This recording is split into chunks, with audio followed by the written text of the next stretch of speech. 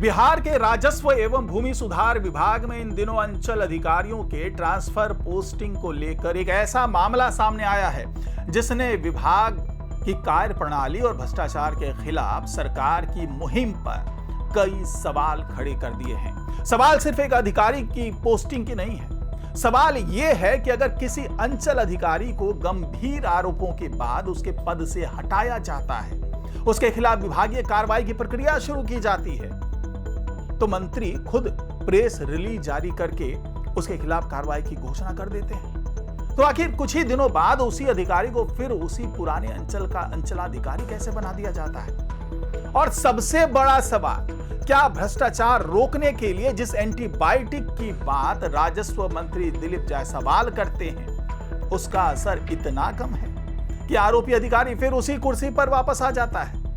या फिर विभाग के ट्रांसफर पोस्टिंग सिस्टम में कुछ ऐसा खेल चल रहा है जो मंत्री के भ्रष्टाचार विरोधी दावों पर ही सवालिया निशान लगा रहा है? देखिए पूरा मामला क्या है।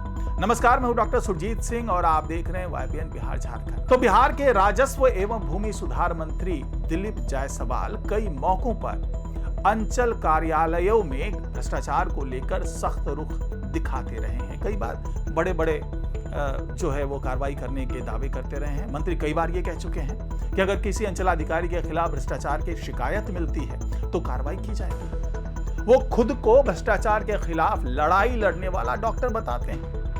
उनका कहना है कि जिस तरह डॉक्टर बीमारी को ठीक करने के लिए दवा और जरूरत पड़ने पर एंटीबायोटिक देता है, उसी तरह भ्रष्टाचार की बीमारी को खत्म करने के लिए अंचल अधिकारियों को भी एंटीबायोटिक देने की जरूरत है। यानी मंत्री के बयान का संदेश बिल्कुल साफ है, गड़बड़ी होगी तो कार्रवाई होगी, भ्रष्टाचार होगा तो अधिकारी बच नहीं पाएंगे, जनता के काम में लापरवाही होगी तो जिम्मेदारी तय होगी।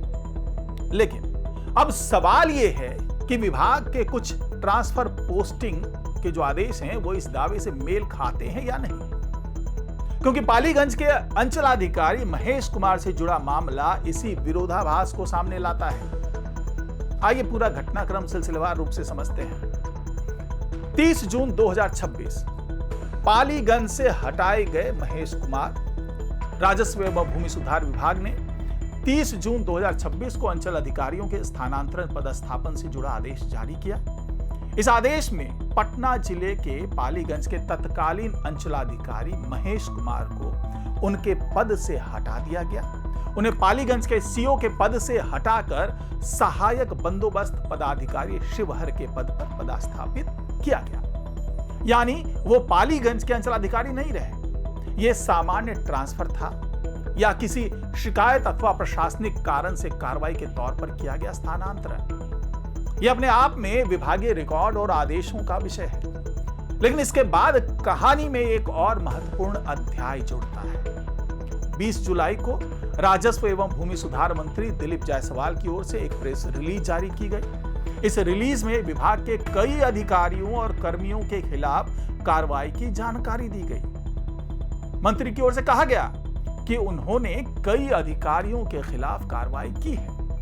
इसी कार्रवाई में अंचलाधिकारी महेश कुमार का नाम भी शामिल था। मंत्री दिलीप कुमार जायसवाल के मुताबिक महेश कुमार के खिलाफ आरोप पत्र गठित करने की स्वीकृति दी गई। रिलीज में जो प्रेस रिलीज किया उसमें यह भी बताया गया कि महेश कुमार पहले बोधगया के अंचलाधिकारी रह चुके हैं और उस दौरान उनके खिलाफ एक मामले में विभागीय कार्रवाई की प्रक्रिया आगे बढ़ाई गई। बताया गया कि बिहार लैंड ट्रिब्यूनल यानी कि BLT पटना द्वारा पारित आदेश के अनुपालन में स्पष्ट और अंतिम निर्णय पारित नहीं करने के आरोप में उनके खिलाफ आरोप पत्र गठित किया गया। यानी 20 जुलाई को तस्वीर ये थी कि एक अधिकारी के खिलाफ विभागीय कार्रवाई की प्रक्रिया आगे बढ़ रही है, भले ही आरोप पत्र गठित करने के आदेश जारी किए गए हों। और मंत्री खुद इस कार्रवाई को भ्रष्टाचार और प्रशासनिक अनुशासन के खिलाफ अपनी सरकार की सख्ती के उदाहरण के तौर पर इसे पूरी कार्रवाई को पेश कर रहे थे। मंत्री ने यह भी कहा कि अब तक 67 अधिकारियों यानी कि 67 ऑफिसर्स और कर्मियों के खिलाफ विभिन्न मामलों में कार्रवाई की जा चुकी है। इन मामलों में भ्रष्टाचार, दाखिल खारिज में अनियमितता, सरकारी कार्यों में लापरवाही और अनुशासनहीनता जैसे जो आरोप हैं वो शामिल बताए गए। मंत्री ने साफ कहा था कि कार्रवाई का उद्देश्य राजस्व प्रशासन में पारदर्शिता, जवाबदेही और अनुशासन सुनिश्चित करना है। साथ ही यह भी कहा गया कि जनता के हितों से जुड़े मामलों में किसी भी तरह की लापरवाही बर्दाश्त नहीं की जाएगी और दोषी पाए जाने वाले अधिकारियों एवं कर्मचारियों के खिलाफ सख्त कार्रवाई जारी रहेगी। यानी मंत्री का संदेश था, गड़बड़ी करने वाले पर कार्रवाई होगी। लेकिन अब आते हैं 6 अगस्त पर और यहीं से पूरा मामला बेहद दिलचस्प हो जाता है। राजस्व एवं भूमि सुधार विभाग ने 6 अगस्त को राजस्व सेवा के 20 अधिकारियों के ट्रांसफर और पदस्थापन से संबंधित एक और आदेश जारी किया। इस आदेश में पालीगंज अंचल के अंचलाधिकारी के पद पर फिर से महेश कुमार की पोस्टिंग कर दी गई। जी हां, जिस अधिकारी को 30 जून को पालीगंज के सीओ पद से हटाया गया था, जिसे शिवहर में सहायक बंदोबस्त पदाधिकारी के पद पर भेजा गया था, जिसके खिलाफ 20 जुलाई को मंत्री की ओर से आरोप पत्र गठित करने की स्वीकृति की जानकारी दी गई, उसी अधिकारी को 6 अगस्त को फिर से पालीगंज का अंचलाधिकारी बना दिया गया। यानी महज कुछ हफ्तों के अंतराल में अधिकारी को उसी जगह वापस भेज दिया गया जहां से उसे हटाया गया।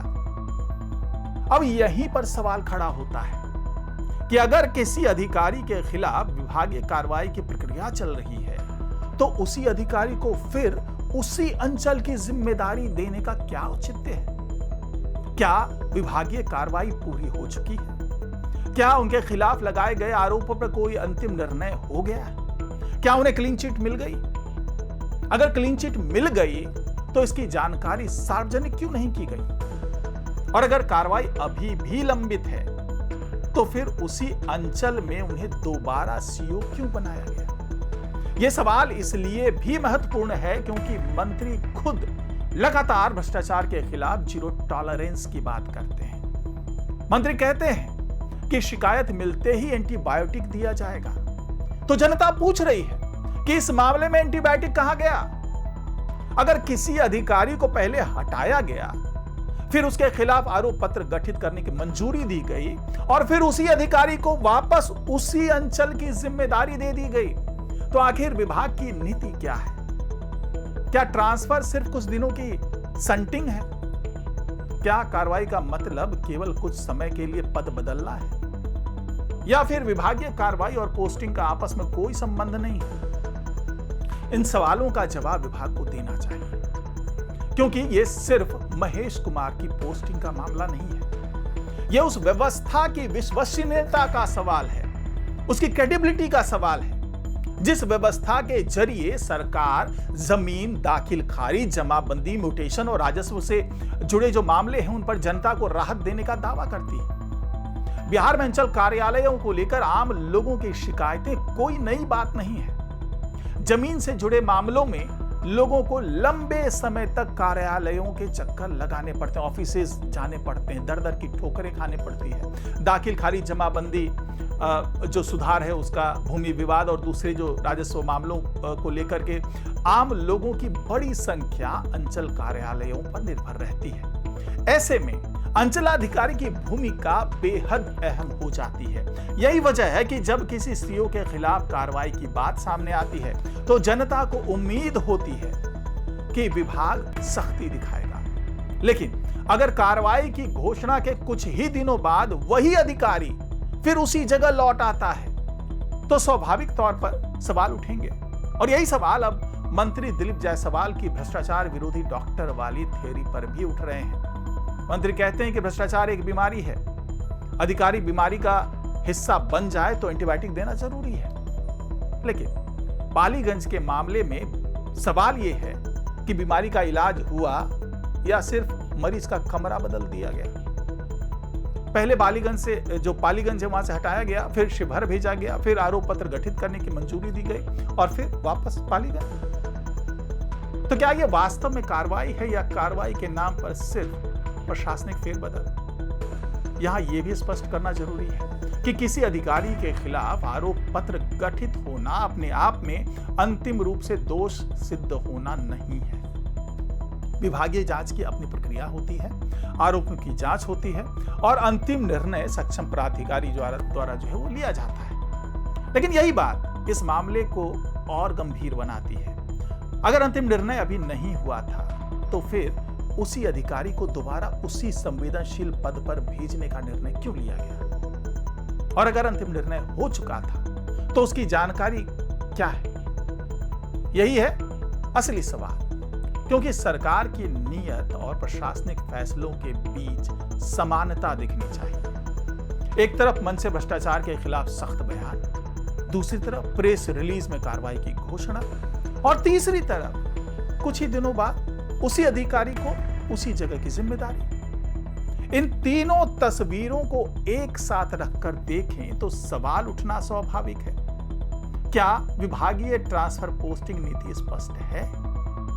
क्या किसी अधिकारी के खिलाफ विभागीय कार्रवाई लंबित रहने के दौरान उसकी पोस्टिंग को लेकर जो कोई तय नियम ऐसा कुछ बनाया गया है? क्या पालीगंज में महेश कुमार की पुनः पोस्टिंग किसी भी विशेष प्रशासनिक कारण है, किसी विशेष कारण के कारण ये की गई है? अगर हाँ तो वो कारण क्या है? क्या विभाग ने इस फैसले से पहले आरोप पत्र की स्थिति की समीक्षा की? और सबसे महत्वपूर्ण, क्या मंत्री दिलीप जायसवाल को इस पोस्टिंग की जानकारी थी? अगर जानकारी थी तो क्या उन्होंने इस पर कोई आपत्ति दर्ज की? और अगर जानकारी नहीं थी तो फिर विभाग में फैसले कौन ले रहा है? ये सवाल इसलिए उठ रहे हैं क्योंकि मंत्री खुद भ्रष्टाचार के खिलाफ सख्त कार्रवाई का दावा करते हैं। जनता को सिर्फ बयान नहीं चाहिए, जनता को परिणाम चाहिए। जनता जो है वो ये देखना चाहती है कि जिस अधिकारी के खिलाफ कार्रवाई की बात कही गई उसके मामले में अंतिम नतीजा क्या निकल कर आता है। जिस अधिकारी को हटाया गया उसे वापस क्यों लाया गया, और अगर वापस लाया गया तो किस आधार पर?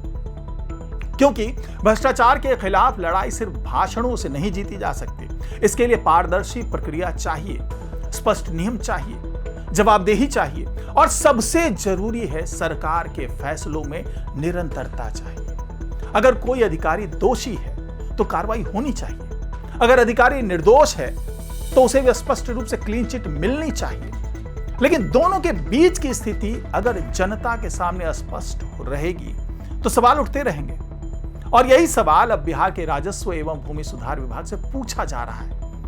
क्या मंत्री दिलीप जायसवाल भ्रष्टाचार का इलाज कर रहे हैं या ट्रांसफर पोस्टिंग के जरिए नई उलझन पैदा हो रही है? क्या एंटीबायोटिक वाली थ्योरी जमीन पर ही लागू हो रही है? मतलब ये जो एंटीबायोटिक वाली बात कह रहे हैं वो जमीन पर लागू हो रही है, जमीनी स्तर पर, या फिर कार्रवाई का असर सिर्फ प्रेस रिलीज तक सीमित है? पालीगंज के सीओ महेश कुमार की दोबारा पोस्टिंग ने इन सवालों को और तेज कर दिया है। अब निगाहें राजस्व एवं भूमि सुधार विभाग के जवाब पर है। विभाग अगर स्पष्ट करता है कि पुनः पोस्टिंग किन नियमों और परिस्थितियों में की गई, आरोप पत्र की वर्तमान स्थिति क्या है, और मंत्री के 20 जुलाई वाले बयान के बाद 6 अगस्त को उसी अधिकारी की पालीगंज भेजने का जो है उसकी जो पोस्टिंग हुई उसका कारण क्या था, यह तस्वीर काफी साफ हो सकती है अगर ये तमाम सवालों के जवाब मिल जाए। लेकिन जब तक इन सवालों के जवाब नहीं मिलते तब तक बिहार की जनता यही पूछती रहेगी, भ्रष्टाचार के खिलाफ डॉक्टर साहब ने जो एंटीबायोटिक लिखी थी आखिर उसका असर कहां हुआ? क्योंकि मरीज वही है, कुर्सी वही है और अंचल भी वही है। फर्क सिर्फ इतना है कि कुछ दिन के लिए पोस्टिंग बदली थी। अब सवाल है, क्या सचमुच बीमारी ठीक हुई या सिर्फ इलाज का बहाना या इलाज का दावा हुआ? फिलहाल आज की रिपोर्ट में इतना ही। नमस्कार।